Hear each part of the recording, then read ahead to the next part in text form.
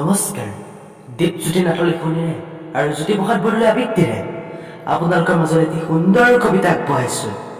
কবিতাটোৰ শিৰোনাম হৈছে ঐ ছোৱালী। ঐ ছোৱালী, আমি গাঁৱৰ বোকা পানী গছকি তুলি বালিৰ লগত উমলি ডাঙৰ হোৱা ল'ৰা। নাজানো শুৱলা ধুনীয়া শব্দ ভাষাৰে সুৰ লগাই মনোলোভা কথা ক'ব।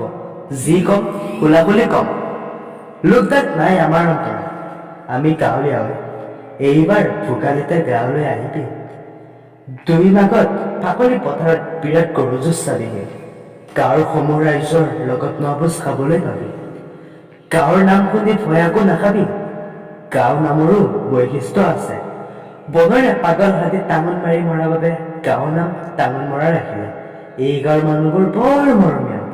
চহৰত তই গাঁৱৰ সমাজৰ মৰম নাপাবি। চহৰৰ ধনী দয়ালুৰ লগত তই বিয়াত পঢ়িবি, অলংকাৰে জিলিকি থাকিবি। ভেজাল খাদ্য খাই কিমান দিন যাবি ঐ ছোৱালী, গাঁৱলৈকে আহিবি। খেতিয়কৰ ল'ৰা বুলি তই নেহাঁহিবি। খেতি কৰিলেহে বুজিবি কিমান শক্তি। শাওণৰ পথাৰত মুঠি মুঠিকৈ ভুই ৰুবলৈ শিকিবি।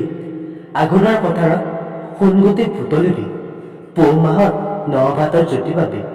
মাঘত ভোগালী ভেলাঘৰৰ জুইতাপ লবি। কিছুদিন পিছতেই বহাগ পাবি। ঘৰে ঘৰে গৈ হুঁচৰি জুৰিবি। নামতি আইৰ পৰা দিহা নাম শিকিবি। বৌৰ পৰাও বিয়া নাম জানিবি। পিতাইৰ পৰাও সমাজৰ নীতি নিয়ম পাবি। জোনাক নিশা মুকলি চোতালত ককা আইতাৰ সাধু শুনিবি। কাতিত দুয়ো পথাৰলৈ যাম। সেউজীয়া ধাননিত টেঙাৰ বাকলি পেলাম। লখিমীক আদৰি সন্ধিয়া বন্তিগছি জ্বলাম। ঐ ছোৱালী, এইবাৰ ভোগালীতে আহ। তই বুলি মাতিলে বেয়া হলে নাপাবি নিজকে আপোন আপোন যেন লাগে। আমি গাঁৱলীয়া। নমস্কাৰ।